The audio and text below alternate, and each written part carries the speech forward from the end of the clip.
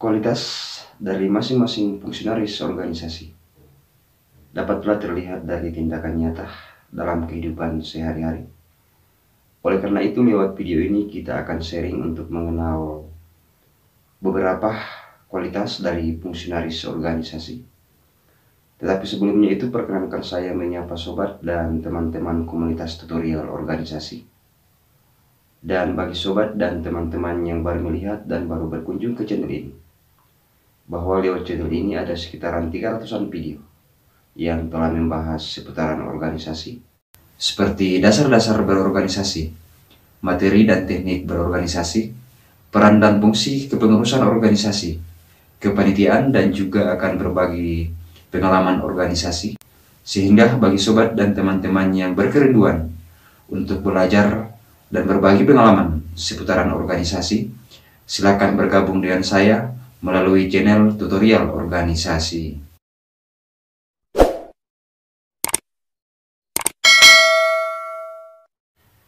Sikap dan tindakan dari masing-masing fungsionaris dalam kehidupan sehari-hari tentunya berbeda-beda. Hal ini disesuaikan dengan skill dan juga kemampuan serta pengalaman yang didapatkan selama berorganisasi. Meskipun demikian, ada beberapa hal yang merupakan kualitas fungsionaris organisasi secara umum yang dapat kita lihat dalam kehidupan sehari-hari, yaitu yang pertama adalah mengetahui pola-pola atau tata cara berorganisasi, di mana tata cara atau teknik berorganisasi telah kita bahas melalui video-video sebelumnya, dan selengkapnya dapat dilihat melalui deskripsi video ini.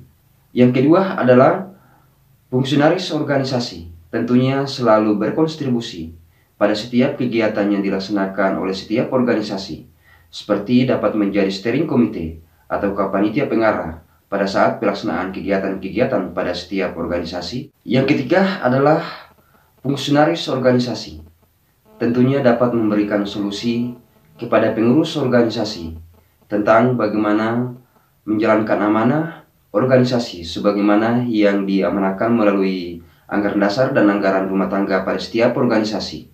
Terlebih, fungsionaris organisasi tersebut dapat memberikan sumbangsi pemikiran kepada pengurus-pengurus organisasi, sehingga pengurus-pengurus organisasi tersebut dapat membuat program kerja atau proker pada setiap organisasi sesuai dengan periode kepemimpinan pada masing-masing organisasi yang disesuaikan dengan keadaan di masa kini dan juga keadaan di masa yang akan datang.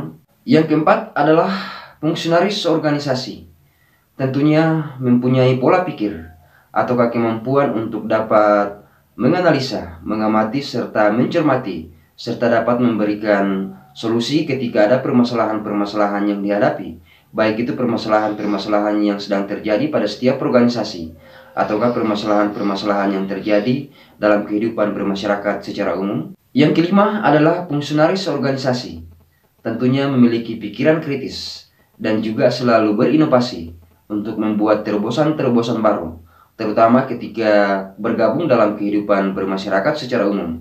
Sebagai salah satu contoh adalah ketika fungsionaris organisasi tersebut bergabung pada kegiatan-kegiatan kemasyarakatan, diharapkan dapat memberikan terobosan-terobosan baru sehingga dapat bernilai guna dan juga bermanfaat bagi seluruh masyarakat secara umum.